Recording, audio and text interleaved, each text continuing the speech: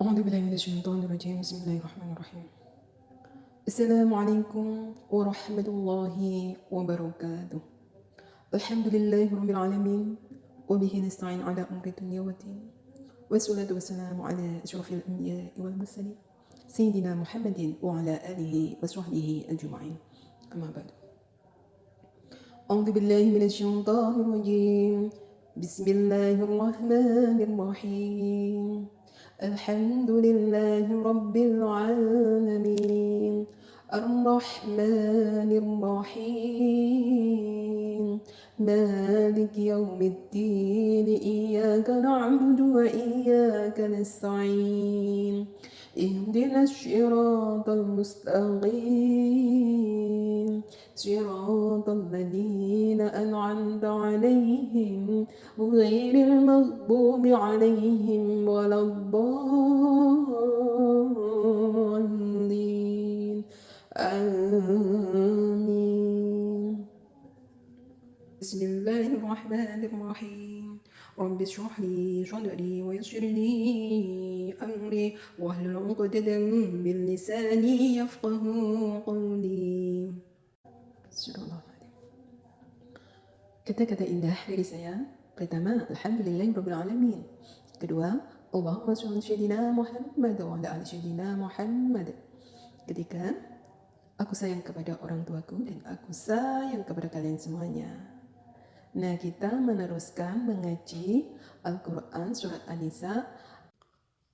A'udzu billahi minasy syaithanir rajim. Bismillahirrahmanirrahim. In tajtanibu kaba'ira ma tunhawna anhu nukaffir ankum sayyi'atikum wa nudkhilkum mudkhalan karima. ولا تتمنوا ما فضل الله به بعضكم على بعض. للرجال نصيب مما اكتسبوا وللنساء نصيب مما اكتسبن واسألوا الله من فضله إن الله كان بكل شيء عليما. ولكل جعلنا موالي مما ترك الوالدان والأقربون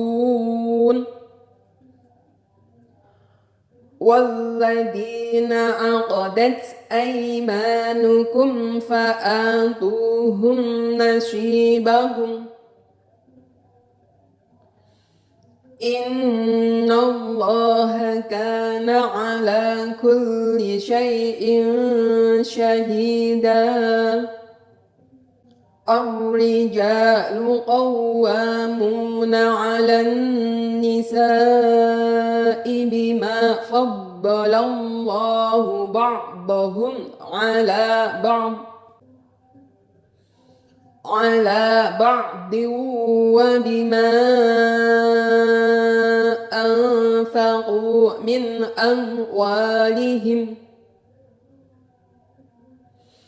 فالصالحات قانتات حافظات للغيب بما حفظ الله.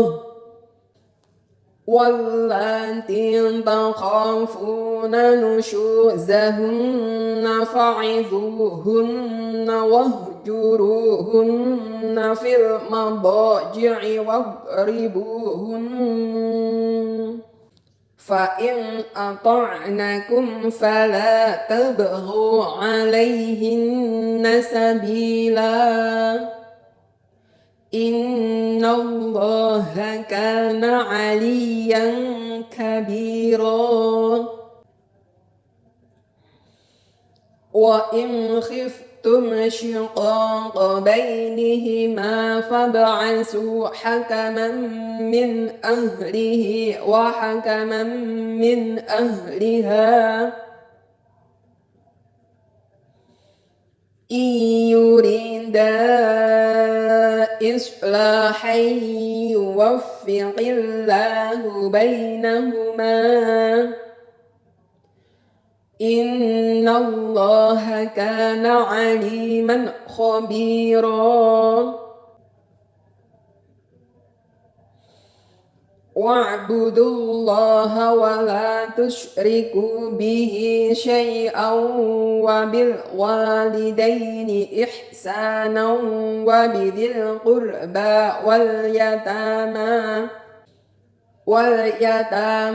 wal masakini wal jari dhil qurba wal jaril junubi was sahibi bil jambi wabnis sabil wa ma malakat aymanukum innallaha la yuhibbu man kana mukhtalan fakhura.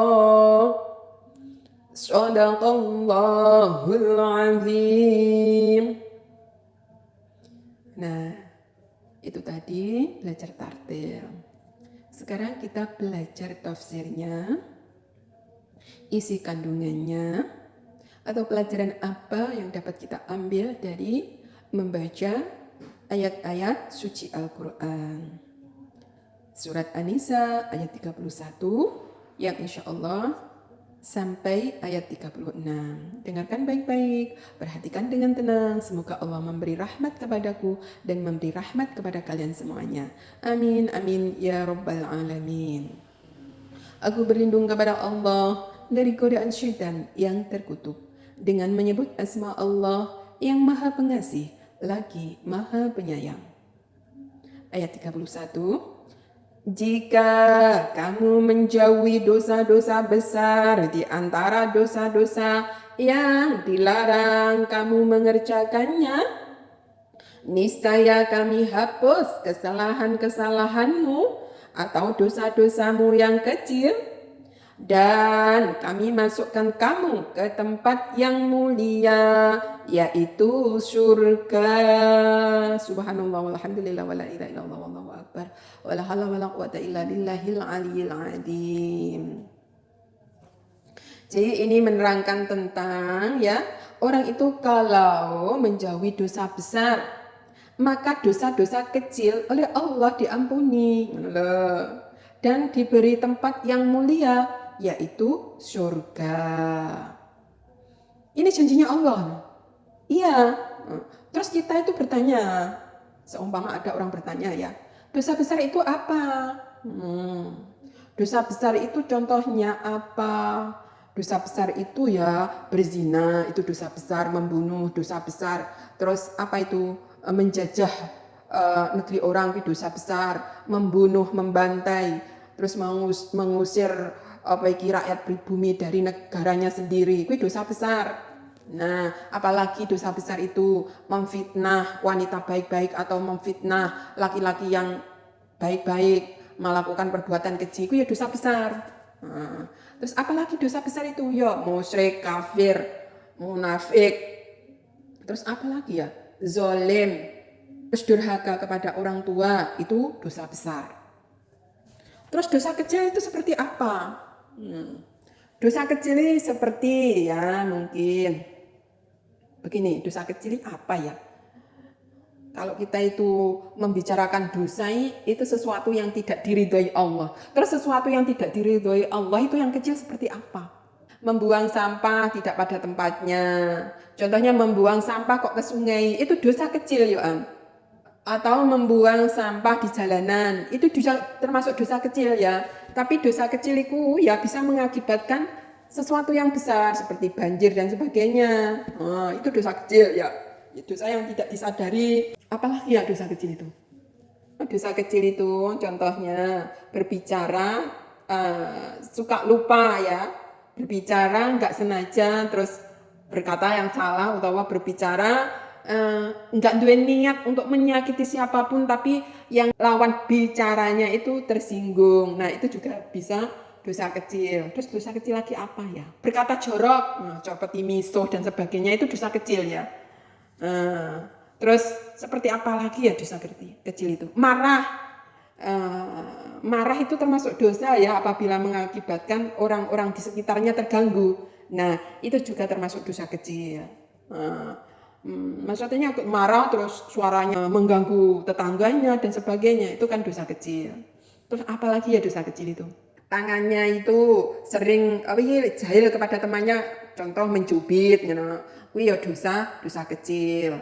Terus apalagi ya, bicara yang tidak sopan, ya dosa kecil. Terus apalagi ya, mata ini melihat aurat orang ya, ya dosa kecil ya. Kalau melihat aurat orang itu bagaimana? Ya tundukkan pandanganmu ya, apabila melihat aurat orang ya, itu termasuk dosa kecil. Terus apalagi ya dosa kecil? Yaitu melihat lawan jenis ya dengan syahwat ya, dosa kecil. Maka tundukkan pandanganmu, jangan kamu lihat semakin melotot ya. Contohnya di HP gitu aja ya, ada gambar yang nggak sengaja kelihatan ya, di situ cuma pakai baju yang ya seksi ya, atau cuma pakai BH dan pakai celana dalam. Nah itu terus kemudian dilihat, nggak sengaja, nah itu dosa kecil. Tetapi jangan sepelekan dosa kecil ya. Orang yang menyepelekan dosa kecil bisa menjadi dosa yang besar. Nah itu karena menyepelekan ya. Tetapi kalau nggak menyepelekan, terus kemudian dia memang nggak niat, contohnya melihat aurat orang gitu ya, lupa untuk menundukkan pandangan, itu juga termasuk dosa kecil.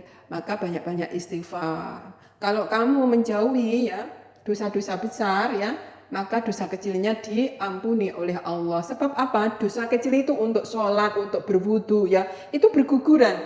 Contohnya kita membasuh wajah, itu dosa-dosa mata, dosa mulut, dan dosa wajah ini ya, itu semuanya berguguran ya.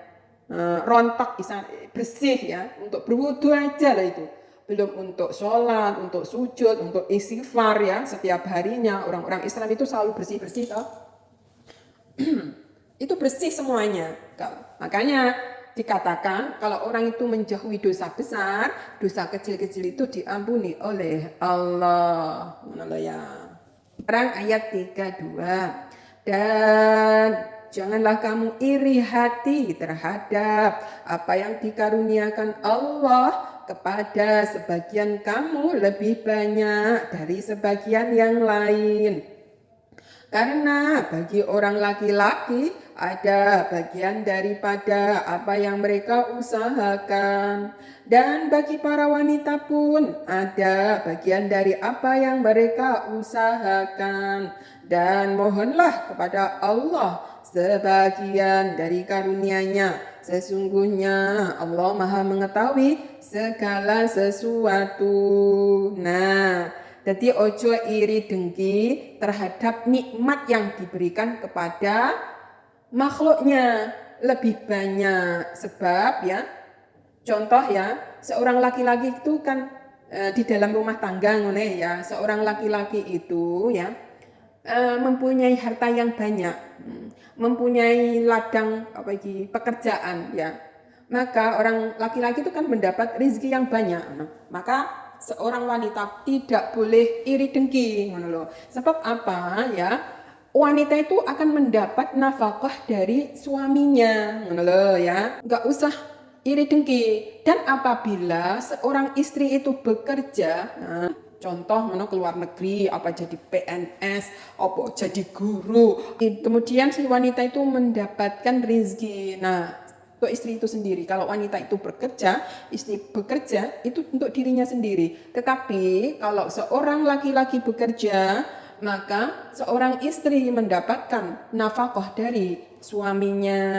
Ya, seorang istri itu walaupun cuma melayani suami, mendidik anak-anaknya, mengurus rumah tangganya ya, itu sudah mendapatkan pahala dari Allah ya. Selain pahala dari Allah, mendapatkan nafkah dari suaminya walaupun tanpa kerja di luar rumah gitu loh ya. Jadi seorang perempuan itu tanpa bekerja sudah mendapatkan nafkah dari suami. Jadi jangan iri dengki kalau suami itu mendapat harta yang banyak, mempunyai kekayaan yang banyak ya. Memang sepenting seorang istri itu mendapatkan nafkah. Tetapi kalau seorang istri itu nggak terima, contohnya begini, ingin bekerja dan sebagainya, itu harus dengan izin suami ya. Kalau seorang istri bekerja boleh enggak? Kalau boleh dipersilahkan. Maka hasil dari keringat seorang istri untuk dirinya sendiri ya. Selain nafkah dari suaminya, dia sudah bekerja sendiri untuk dirinya sendiri ya. Terus dia tetap mendapat nafkah dari suaminya ya. Nah, begitu juga seorang suami jangan iri dengki, memang punya hak masing-masing. Sampai seorang suami iri dengki terhadap istrinya karena istri bekerja ternyata untuk dirinya sendiri, nggak mempunyai kewajiban untuk menafkahi suami, menafkahi anaknya. Memang seperti itulah aturan Allah. Makanya kadang-kadang seorang suami yang mampu ya, suami yang kaya itu tidak memperbolehkan seorang istri itu bekerja. Cukup merawat ya, melayani dirinya dan di rumah ya. Bagi istri yang taat beribadah, taat kepada Allah, taat kepada Rasulnya, taat kepada suaminya, terus kemudian bertakwa kepada Allah ya, menjauhi larangannya, mentaati perintahnya ya. Itu seorang suami sudah bersyukur ya. Karena apa? Seorang istri sudah mengandung ya, taruhane wis nyawa melahirkan. Nah, itu sudah sangat bersyukur. Makanya orang-orang yang kaya raya ya, itu enggak dibolehkan istrinya bekerja. Cukup di rumah saja, merawat dirinya dan mentaati suaminya. Seperti itu. Tetapi kalau seorang wanita itu bekerja harus dengan izin suaminya dan bila mendapatkan rezeki ya, itu untuk dirinya sendiri ya. Suaminya nggak mempunyai hak, anaknya juga tidak mempunyai hak. Tetapi apabila seorang istri itu memberi suaminya dengan keringatnya, memberi anaknya dengan keringatnya, itu seperti sedekah setiap hari. Nah, seperti siapa? Siti Khadijah. Nggak eman berjuang untuk keluarganya, untuk agamanya, nggak eman.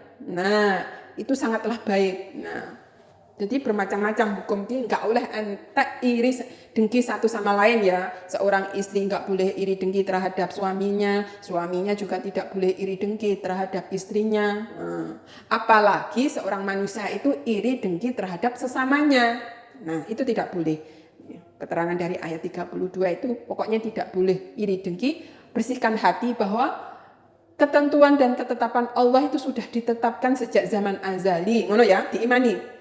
Wong lek di derajat kaya berarti alhamdulillah mereka semoga dapat berkah dengan kekayaannya, bisa melimpah, bisa sedekah, ya, bisa menjadi orang yang dermawan. Ya nolek dongakne. Tetapi kalau ada orang yang miskin, orang yang tidak punya, orang yang lemah, ya, apabila kamu orang kaya, berilah mereka, tolonglah mereka. Tetapi kalau kamu tidak bisa, paling tidak berdoalah untuk mereka, ya, berbuat baiklah kepada mereka, berkatalah baik kepada mereka. Ya, kalau nggak bisa memberi. Menurut ya. Nah, sekarang menerangkan ayat 33. Bagi tiap-tiap harta, peninggalan dari harta yang ditinggalkan ibu, bapak, dan karib kerabat, kami jadikan pewarisnya. Dan jika ada orang-orang yang kamu telah bersumpah setia dengan mereka, maka berilah kepada mereka bagiannya. Sesungguhnya Allah menyaksikan segala sesuatu. Nah, ini tentang harta waris ya. Nah, tentang hak-hak wis diterangin nenggo ilmu faraid, enggak usah aku panjang lebarkan ya. Apabila ada hak dari ahli waris, kui tunaikan apa yang diucapkan, apa yang dijanjikan, apa yang disumpahkan. Ya maksudnya sesuatu. Oh, sampai bagian ini, sak mene, kui tunaikan. Uang di kado berucap, nah itu tunaikan ucapan itu. Nah gitu loh ya. Jangan sampai melanggar janji, ngono loh ya. Lanjut, menerangkan tentang beberapa peraturan hidup bersuami istri. 34. kaum laki-laki itu adalah pemimpin bagi kaum wanita. Oleh karena Allah telah melebihkan sebagian mereka laki-laki atas sebagian yang lain wanita. Dan karena mereka laki-laki telah menafkahkan sebagian dari harta mereka, sebab itu maka wanita yang solehah ialah yang taat kepada Allah, lagi memelihara diri ketika suaminya tidak ada. Oleh karena Allah telah memelihara mereka, wanita-wanita yang kamu khawatirkan nusyuznya, maka nasihatilah mereka dan pisahkanlah mereka di tempat tidur mereka dan pukullah mereka. Kemudian jika mereka menaatimu, maka janganlah kamu mencari-cari jalan untuk menyusahkannya. Sesungguhnya Allah Maha Tinggi lagi Maha Besar. Subhanallah walhamdulillah wala ilaha illallah wallahu akbar wala haula wala quwata illa billahil aliyyil azim. Nah, sekarang menerangkan beberapa peraturan hidup bersuami istri ya. Orang itu kalau sudah jadi suami istri semuanya ya, semuanya itu jadi ibadah. Kaum laki-laki menjadi pemimpin kaum wanita. Nah, maksudnya bagaimana? Memang ya derajate wong lanang kuwi luwih tinggi para istri. Ojo seorang suami ku maksudnya ki derajate mbok asorne. Karena seorang suami itu lebih di atas, lebih menjadi pemimpin ya. Kon mentaati. Nah, kamu bagaimana kalau terhadap pemimpinmu ya? Itu kan harus taat ya. Jadi wanita itu menjadi wanita yang solehah kalau dia itu mentaati pemimpinnya. Siapa? Suaminya. Karena apa? Allah melebihkan seorang laki-laki itu ya atas wanita. Sebab ya dari jasmaninya aja ya. Seorang laki-laki itu kuat ya. Dia nggak mengalami haid ya. Dia itu kuat ya dari segi bagi jasmaninya ya. Kalau seorang wanita itu kan punya payudara, seorang laki-laki tidak, lebih kuat ya dalam berjalan, berlari. Pokoknya segalanya seorang laki-laki lebih kuat daripada wanita. Lah wanita itu dari jasmaninya itu lemah ya dibanding laki-laki. Ya sudah kelihatan. Nah, dan seorang laki-laki itu wajib memberi nafkah kepada apa? Kepada siapa? Kepada istrinya. Nah, tetapi seorang istri tidak wajib memberi nafkah. Nah, makanya seorang laki-laki itu menjadi pemimpin. Jadi, wanita itu harus mentaati suaminya. Sebagai wanita yang solehah ya, memelihara diri, memelihara itu kehormatannya. Nah, itu selalu jaga jarak terhadap laki-laki yang bukan muhrimnya. Nah, terus menjaga auratnya, menjaga bicaranya. Nah, semuanya dijaga. Itu namanya memelihara diri.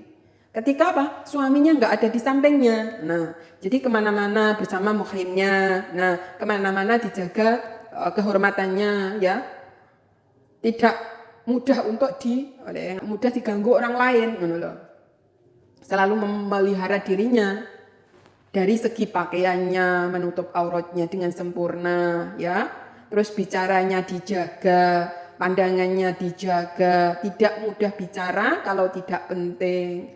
Nah, seperti itu, menjaga kehormatannya. Nah, itulah wanita yang solehah apabila seorang suami enggak di sampingnya. Ya. Apabila ada laki-laki mencari suaminya, ya langsung saja, kalau enggak ada dibicarakan enggak ada, gitu aja. Terus apabila seorang suaminya itu di tempat yang jauh, maka dikatakannya suaminya berada di sana gitu. Makanya seorang suami juga harus izin kalau kemana-mana apabila dicari orang ben genah ya. Terus wanita-wanita yang dikhawatirkan nusyusnya ya apa ya? Wong wedok sing nggak menghargai suaminya lah, seperti apa? Dia pergi dari rumah tidak izin suaminya, nusyus. Istri tidak taat kepada suaminya ya. Iya, nusyus. Nggak mau melayani suaminya. Dengan nusyus ya. Terus kon menasihatinya ya, kon menasihati. Nah, terus untuk pisah dari tempat tidurnya untuk memberi pelajaran, ngono lho, ya. Pukullah mereka, maksudnya jangan dipukul dengan apa iki senjata dan sebagainya, tidak, tapi ketuklah hatinya, ngono lho, ketuklah hatinya, hati mereka. Gak boleh kekerasan dalam rumah tangga, tidak boleh, maksudnya ketuklah, pukullah hatinya, maksudnya ya. Memang seorang wanita itu sentuhlah mereka dengan hatinya. Mereka kan menjadi taat. Nah, tetapi kalau seorang wanita itu malah dijahatin ya, itu dia akan menjauh. Bagaimana dia bisa taat kalau seorang suami itu jahat ya? Maksudnya ketuklah hatinya. Terus beri pelajaran ya, dinasihati dengan baik. Nah, seperti itu ya. Agar mereka mentaati suaminya, ya. Jangan mencari kesalahan ya, jangan menyusahkan seorang istri ya. Gak boleh menyusahkan, mencari kesalahannya. Terus digunjingnya seorang istri itu, dicari-cari kesalahannya. Itu juga tidak boleh ya, sebagai seorang suami yang bijaksana, ya malah diketuk hatinya, dinasihatinya dengan baik, lemah lembut, dengan tidak kasar. Kadang-kadang nanti salah paham ya, maksudnya pukullah itu mereka engkau dipukul dengan palu, kemudian berdarah, masuk penjara engkau seorang laki-laki. Maka perhatikanlah ya, kata-kata sebelumnya, kata-kata sesudahnya, itu begitu lemah lembut. Maksudnya pukullah hatinya, maksudnya itu ya. Coba lihatlah ya. Wanita-wanita yang kamu khawatirkan nususnya, maka nasihatilah mereka. Nah, itu kan bijaksana, kon menasihati dengan baik-baik ya. Dan pisahkanlah mereka di tempat tidur mereka. Jadi kalau mereka bertengkar ya, daripada mereka itu terus bertengkar dalam arti tidak setuju dengan sesuatu, lebih baik sendiri-sendiri ya. Ya, untuk memberi pelajaran diam dan mereka dengan diam. Nah, itu kan terpukul hatinya seorang perempuan. Nah, gitu loh. Sesuatu yang tidak benar itu dinasihati, kemudian dienengi ngono wis, terus pisah dari ranjangnya ngono wis, seorang ngono wis krasa dhewe ngono lho, seorang perempuan ini ngono lho. Karena apa? Karena tidak menaati suaminya ngono. Terus akhirnya kan seorang istri terketuk hatinya itu seperti suaminya marah. Malah ngono. Marah yang bijaksana itu seorang istri itu lebih perhatian, lebih mesakne daripada nesune seorang laki-laki dengan moro tangan, moro kaki. Nah, itu malah mengakibatkan benci. Nah, malah bisa mengakibatkan di penjara nanti ya seorang suami. Nah, inilah kata-kata yang harus kita pelajari dari bahasa Al-Quran. Mereka bisa mengartikan enggak? Ternyata pukullah mereka itu bukan dipukul dengan palu, dipukul sampai berdarah-darah, tidak. Pukullah hatinya. Coba seorang perempuan ini seumpama suami minta enggak dilayani. Terus baru diem ae. Terus pisahnya songkok duduk tidur di sofa. Terus seorang istri kan wis terketuk hatinya. Suaminya marah gara-gara tadi malam minta dilayani, enggak minta dilayani saya repot, kesel dan sebagainya. Terus akhirnya seorang istri minta maaf kepada suaminya. Maaf ya suamiku, tadi malam aku gak bisa melayanimu, kemudian kamu marah dan sebagainya, tidur di sofa dan sebagainya. Terus akhirnya seorang suami menasihati istrinya, seharusnya kamu bilang kalau mau sakit dan sebagainya, agar aku tidak marah gitu. Nah akhirnya selesai dah masalahnya, saling memaafkan. Nah maksudnya seperti itu loh ya. Nususnya yang ngono kuwi, nusus ki. Terus wanita keluar rumah, kemudian sampai sore nggak pulang-pulang, nggak izin suaminya diam aja. Malam ya orang nyapa dan sebagainya, diam aja di sofa, nggak mau tidur dengan istrinya. Istrinya pasti terketuk hatinya. Kenapa ya suamiku? Dan tanda tanya. Nah akhirnya istrinya minta maaf ya suamiku, tadi ada acara yang mendadak, ngono loh. Aku nggak izin kamu sebab kamu sudah berangkat kerja gitu.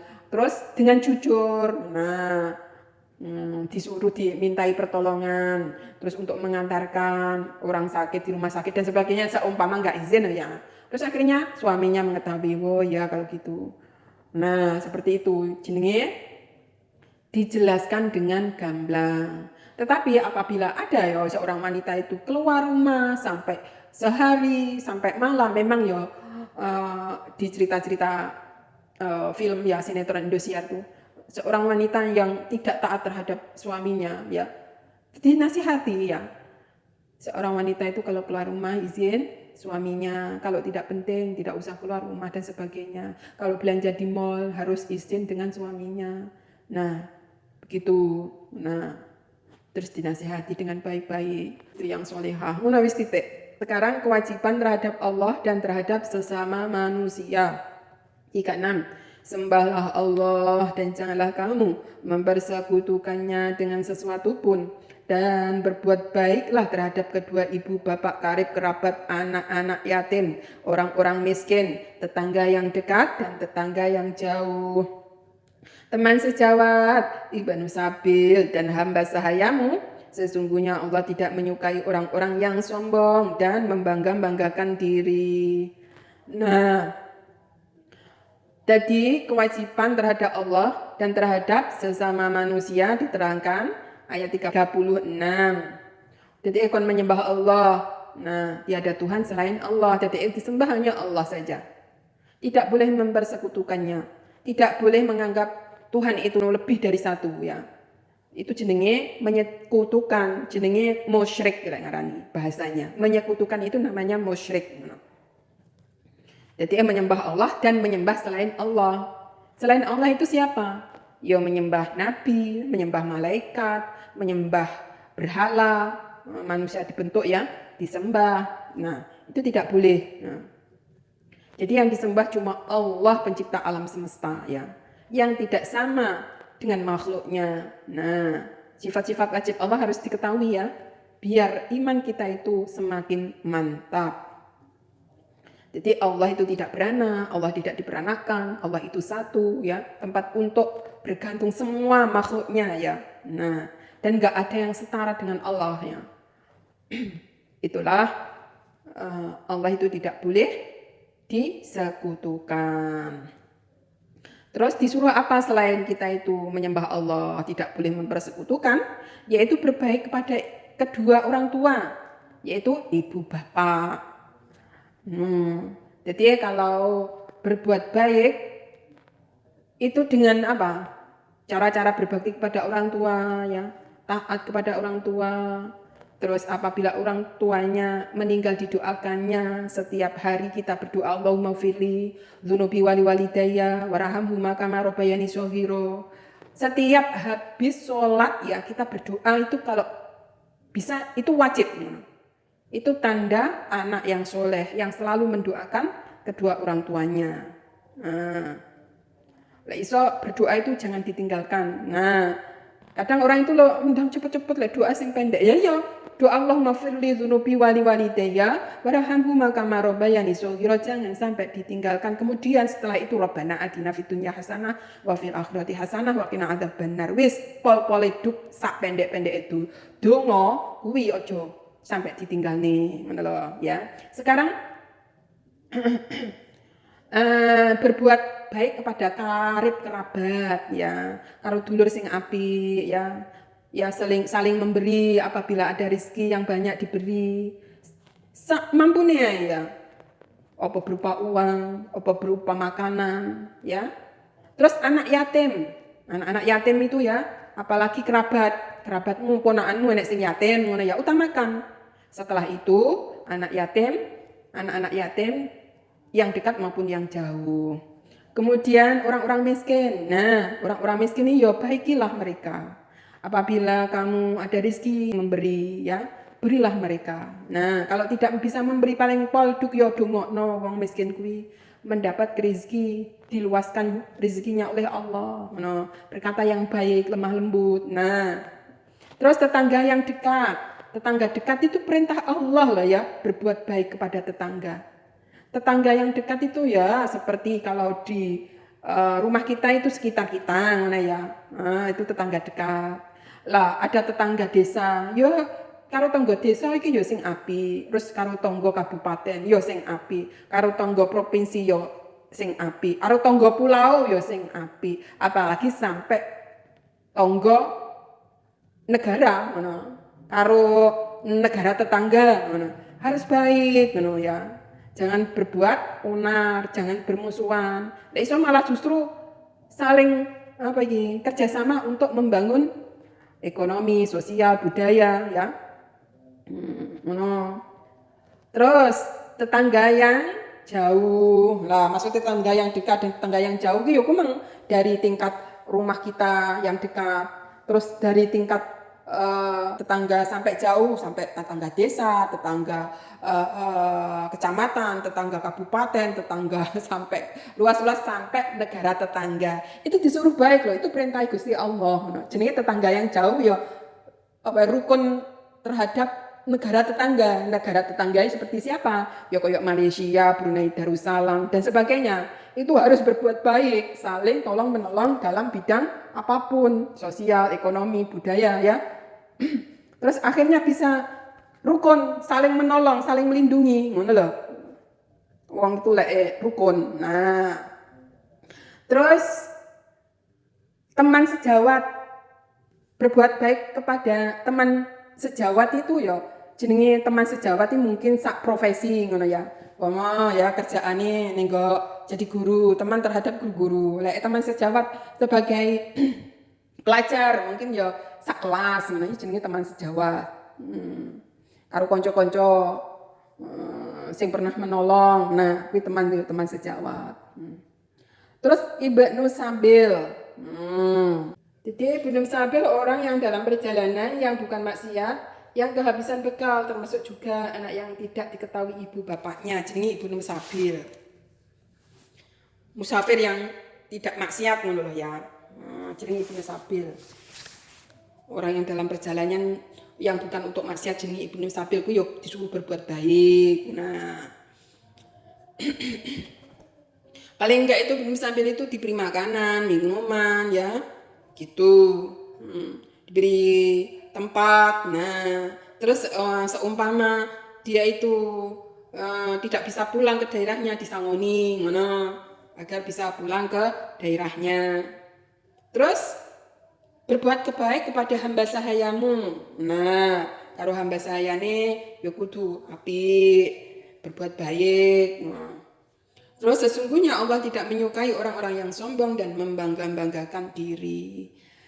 Nah, jadi wong sombong sih membanggakan diri itu memang tidak disenangi Gusti Allah karena itu sifatnya iblis. Maka kita berlindung kepada Allah agar Allah memberi sifat ketawaduan, sifat yang rendah hati, tidak sombong, tidak ujub, membanggakan diri, ujub. Nah, demikianlah tadi pelajaran yang kita ambil dari surat An-Nisa ayat 31 sampai 36 ya. Apa yang dapat kita pelajari dari membaca ayat-ayat Al-Qur'an? Yaitu wanita yang solehah adalah wanita yang taat kepada Allah, memelihara dirinya dari dosa dan menjaga selalu keluarganya dari api neraka. Maka Allah lah yang menjaga wanita solehah tersebut. Subhanallah. Alhamdulillah wala ilaha illallah wallahu akbar. Nah, jadi ini pelajaran tentang rumah tangga. Kita itu bersosialisasi itu bukan hanya kepada masyarakat umum, tapi kepada keluarga itu lebih diutamakan. Sebab apa? Keselamatan. Keluargaku sudah selamat apa belum dari api neraka? Apabila ada yang salah dari keluarganya itu dinasihati, jangan begini, jangan begitu. Nah, terus agar keluarga itu selamat ya, agar keluarga kita itu selamat di dunia, selamat di akhirat. Itu selalu ya diniang-niangkan sehingga keluarga itu menjadi keluarga yang selamat di dunia, selamat di akhiratnya. Nah, bukan hanya terhadap keluarga saja kita bersosialisasi itu ya. Bagaimana cara berkeluarga dengan benar sudah diterangkan. Bagaimana kita itu mentaati Allah, mentaati Rasulullah, dan berbuat baik kepada makhluknya Allah, terutama manusia ya. Nah, itu diutamakan. Apalagi kaum yang lemah. Nah, itu lebih diutamakan. Nah, tadi kan sudah diterangkan cara-cara bersosialisasi, siapa yang harus diutamakan, ya siapa saja yang harus diberbuat baiki, sudah diterangkan ayat 36 tadi. Sekian, kalau ada yang benar, boleh diikuti, kalau ada yang salah, boleh dikritisi. untuk membangun kedepannya menjadi insan yang lebih mengerti. Ada kurang lebihnya, mohon maaf dan mohon diampuni. Ihdinas siratal mustaqim. Wassalamualaikum warahmatullahi wabarakatuh.